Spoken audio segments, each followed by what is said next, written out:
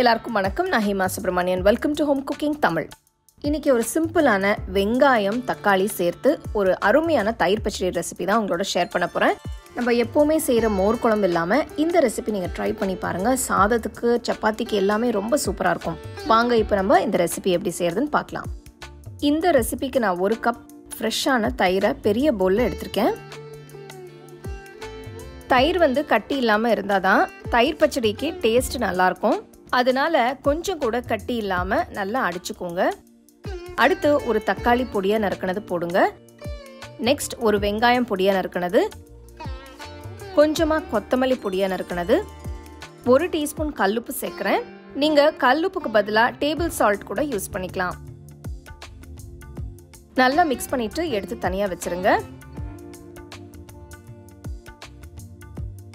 அடுத்து மிக்சர் ஜாரில் 2 பச்சை மிளகாய் நறுக்கின இஞ்சி, அடுத்து நான் 1 டேபிள் ஸ்பூன் ஃப்ரெஷ்ஷான தேங்காய் நறுக்கினது சேர்க்குறேன். மிக்சியை மூடி தண்ணி ஊற்றாமல் அரைச்சிக்கோங்க.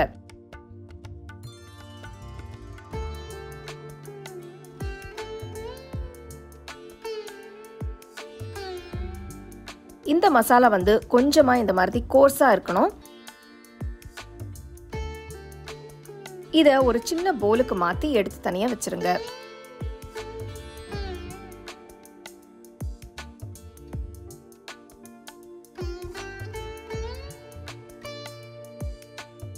நெக்ஸ்ட் ரெடி பண்ண மசாலாவை தயிர் பச்சடியில் சேர்த்து நல்லா மிக்ஸ் பண்ணுங்க. தாளிக்கிறதுக்கு கடாயில் 2 டீஸ்பூன் எண்ணெய் ஊற்றுங்க. இதில் 1 டீஸ்பூன் கடலைப்பருப்பு, 1 டீஸ்பூன் உளுத்தம்பருப்பு, 1/2 டீஸ்பூன் கடுகு, 1/2 டீஸ்பூன் சீரகம், கொஞ்சமாக வெந்தயம் சேர்த்து நல்லா வறுத்துக்கோங்க.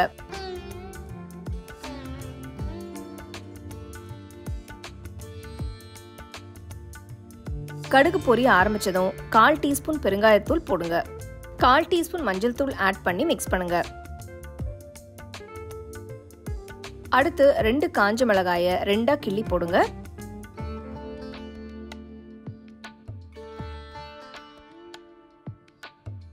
கொஞ்சமா கருவேப்பிலையும் சேர்த்து அடுப்பு ஆஃப் பண்ணிடுங்க.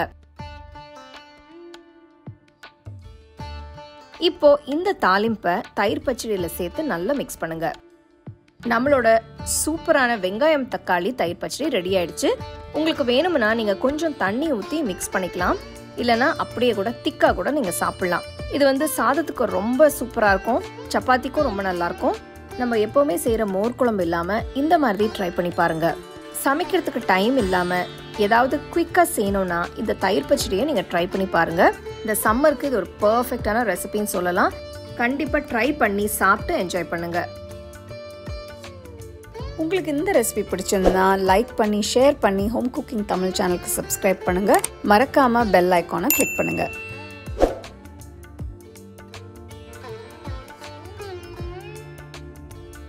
The second edition of our home cooking book is now available on our website 21frames.in. I'll give you the link in the description. You can go and check it out. The book is currently available only in India for now, so you can place your orders on 21frames.in.